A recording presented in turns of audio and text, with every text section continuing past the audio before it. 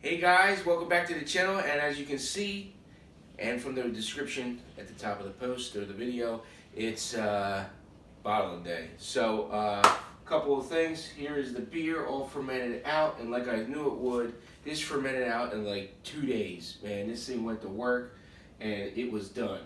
The only thing is, hindsight's 2020, this recipe called for a pound of honey.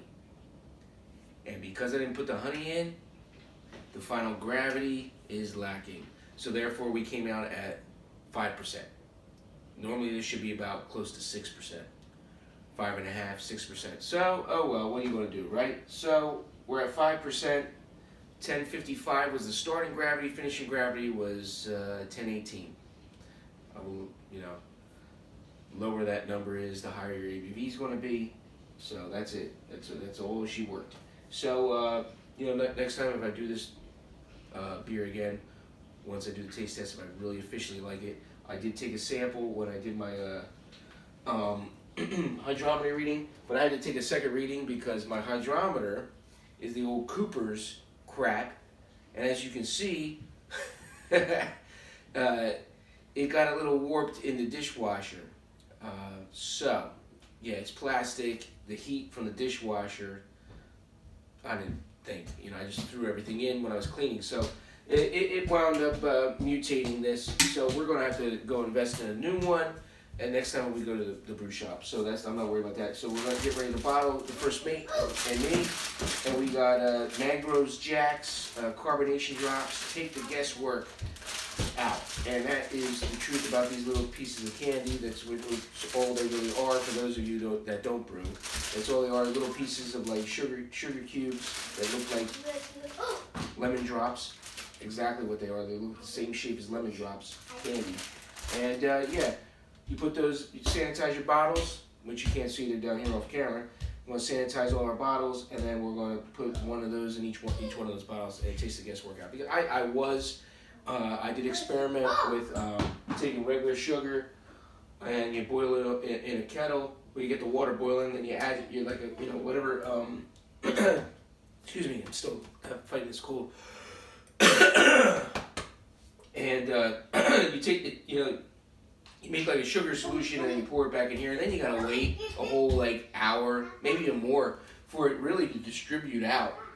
And I'm always in a go type of guy. So if I were to sit there, I've done it, and then I figure, maybe a half hour, and then I bottle. A lot of times my bottles weren't even getting carbonated. It wasn't for me. A lot of guys swear by this, different brewers, but everybody has their own opinions. I was not getting the right carbonations.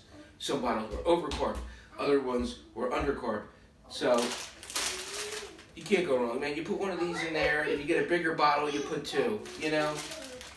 If you don't have these, it's just as simple to grab a teaspoon and half a teaspoon per bottle. So, man, gotta get rid of this thing. Makes filming ridiculous. All right, especially when you're talking, right?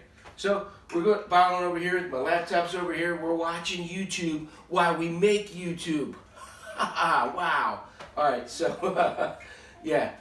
So until we do it again, guys, like I said, we're going to get to work here, and we'll bring you back in 2-3 weeks. That's the only thing about making beer, man. You got to wait. But there may be a brew date in between there. I might once I get these bottles and get close to sampling these, I'm going to try to get back on that schedule to where when I start drinking the beer, I make a beer. So there, you always have that cushion to where, okay, I'm let down my last crate of beers, right? And then you got a new one carving up, ready to go. That's what I like to do with the homebrew. Because if not, then you're stuck buying store-bought beer, and who wants to do that, right? When you can make beautiful ale like this, and this is Captain Bailey's ale. This ain't Joe Blow's,